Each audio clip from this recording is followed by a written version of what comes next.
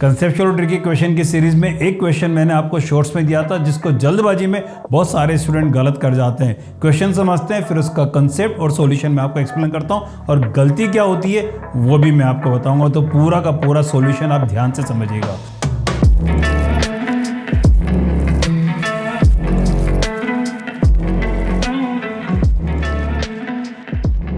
Question में ये बताया हुआ था कि एक रिजिड मासलेस रोड है। क्वेश्चन में ये रिजिड जो रोड है वो रिजिड है और मासलेस है। इसके नीचे एक पार्टिकल m है जिसको कितनी वेलोसिटी दें कि ये पूरा सर्कल कंप्लीट कर ले।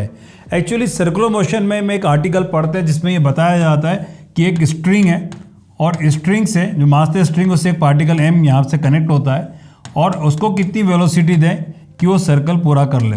सर्कल पूरा करने के लिए उसकी जो वेलोसिटी दी जाती है वो √5gl दी जाती है।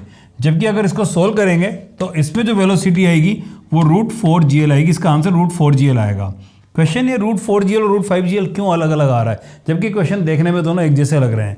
फ़र्क इतना है कि ये स्ट्रिंग है और ये रोड है, दोनों मासलेस हैं, परंतु जब इस वाले कैसे पार्टिकल को ऊपर फेंकते हैं तो ऊपर जाते वक्त पूरा सर्कल कंप्लीट करने के लिए नीचे से टॉप तक कहीं पर भी इसमें स्ट्रिंग में टेंशन 0 नहीं होनी चाहिए और velocity at any moment of time should be greater than 0 ताकि ये पूरा सर्कल कंप्लीट कर ले। इन दो कंडीशन को सेटिस्फाई करने पर आंसर ये निकल कर आता है।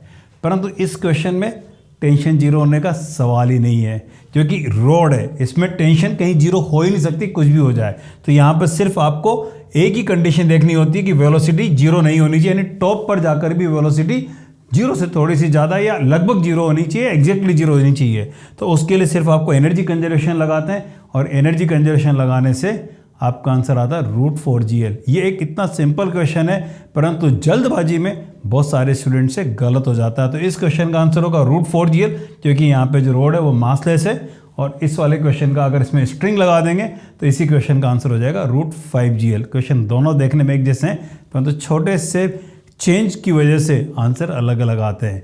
इस तरह की बात का आपको विशेष ध्यान रखना चाहिए। इस पर बहुत सारे क्वेश्चन और भी बनते हैं। तो इसी तरीके से अपने नीट और जेईई की तैयारी को धुआंधार तरीके से बनाए रखिए और मैं लेकर आता रहूँगा आपके लिए कंसेप्चुअल ट्रिकी फिजिक्स के क्वेश्चन लगातार। बढ़िया है, बहुत इंपॉर्टेंट कंसेप्ट है, बहुत गलतियाँ होती है बच्चों से। मैंने एक्चुअली इसलिए बताया कंसेप्ट कि ऑब्जेक्टिव की दुनिया है ना, यहाँ से सबको पता है √5gl होता है। मैंने वाला आंसर बता दिया कि इसका √2gl क्यों होता है।